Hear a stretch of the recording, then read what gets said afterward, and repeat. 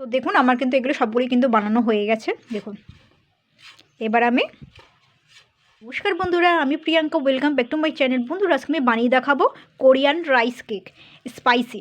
তো এটা কিন্তু একদমই একটু অন্য ধরনের, তো কোরিয়ান ডিশ বলতে পারেন। তো এইটা কিন্তু শুধু চালের গুঁড়ো লাগবে। তো আমি কিন্তু এখানে শুধু চালের গুঁড়ো নিয়েছি, ময়দা না কিন্তু। তো কীভাবে বানাবো, তো দেখুন আমি কিন্তু এখানে একটা কড়াই বসিয়ে দিয়েছি, কড়াইটা কিন্তু গরম হয়ে গেছে। এবার আমি এই কাপ অনুযায়ী সব কিছু দেবো। তো এখানে কিন্তু আমি 1 কাপ পরিমাণ জল দিয়ে দিচ্ছি।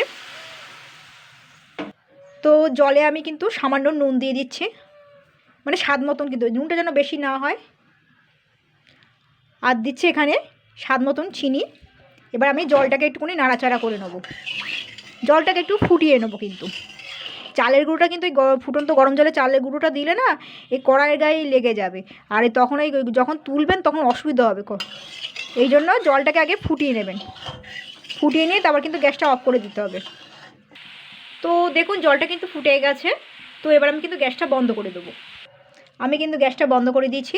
এইবারে কিন্তু আমি চালের গুঁড়োটা দিয়ে দেবো। চালের গুঁড়োটা দিয়ে কিন্তু ভালো করে কিন্তু নাড়াচাড়া করে নিতে হবে।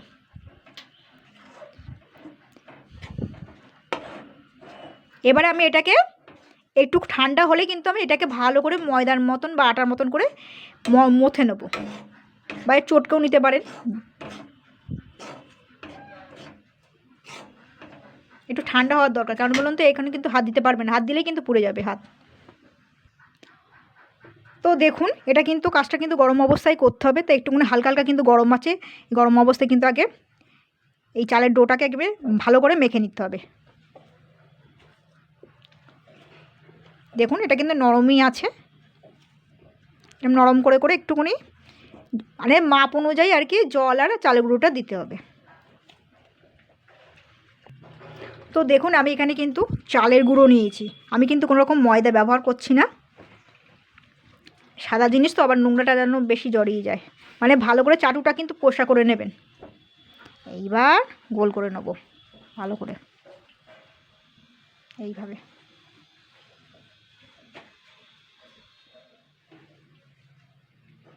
এটাকে আগে কেটে নিই হাফ, এটাও বানাতে হবে বুঝলেন। এটাকে আগে করে নিই।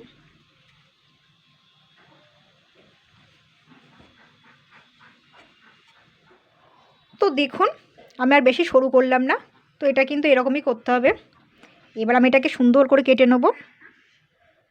দেখুন এইভাবে কেটে নিতে হবে।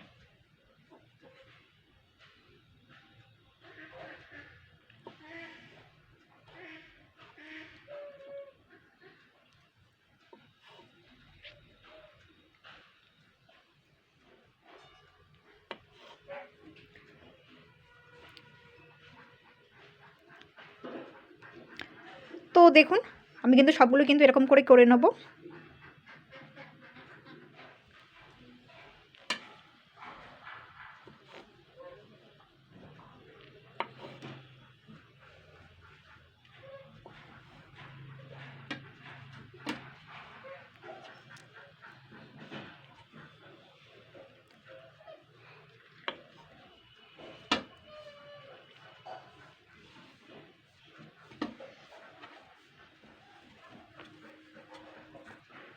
তো দেখুন এগুলো কিন্তু সবগুলো কিন্তু হয়ে গেছে। তো দেখুন এখানে একটা কিন্তু কড়াই বসিয়ে দিচ্ছি, কড়াইতে কিন্তু আমি 1 কাপ জল দিয়ে দিচ্ছি, আরও 1 কাপ জল দিয়ে দিচ্ছি। এখানে কিন্তু আমি টমেটো কেচাপ নিয়েছি, এটা দিয়ে দিচ্ছি। এখান থেকে আরেকটু দিচ্ছি, 2টো টমেটো কেচাপ কিন্তু। এখানে দেখুন এটা মির্চি মানে লঙ্কার গুঁড়ো দিচ্ছি, এটা স্পাইসি হবে।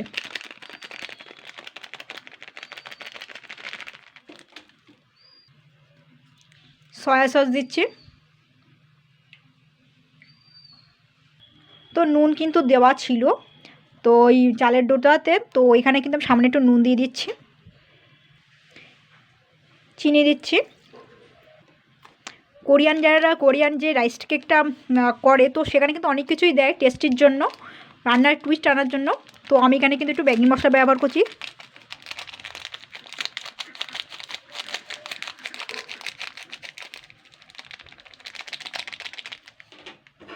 আর দিচ্ছি এখানে পেঁয়াজ কুচানো,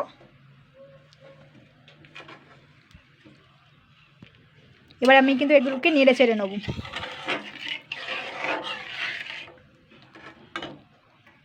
এবার আমি এগুলো দিয়ে দেবো যেগুলো বানিয়ে রেখেছি।